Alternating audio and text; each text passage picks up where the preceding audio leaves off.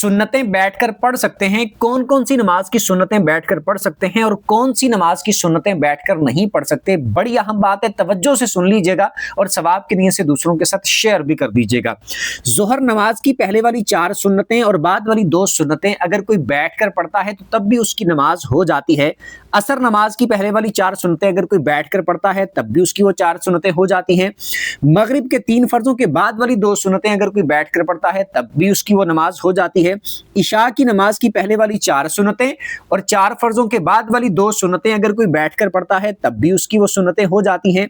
और जुमा की नमाज की पहले वाली और बाद वाली सुन्नतें अगर कोई बैठकर पढ़ता है तब भी उसकी वो सुन्नतें हो जाती हैं।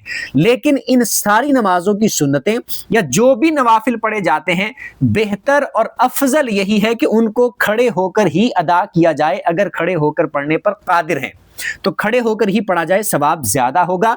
अगर बैठकर पढ़ेंगे तो वो सुन्नतें तो हो जाएंगी लेकिन उनका सवाब खड़े होने की बनिस्बत कम मिलेगा। लेकिन फजर की जो 2 सुन्नतें हैं, 2 फर्जों से पहले वाली जो फजर की 2 सुन्नतें हैं, इनको बैठकर पढ़ने की इजाजत नहीं है। जब तक खड़े होकर पढ़ने पर कादिर हैं तो ये खड़े होकर ही पढ़ना जरूरी है। कुछ सीखने को मिला हो कमेंट में बता दीजिएगा और सवाब की नीयत से दूसरों के साथ शेयर भी कर दीजिएगा।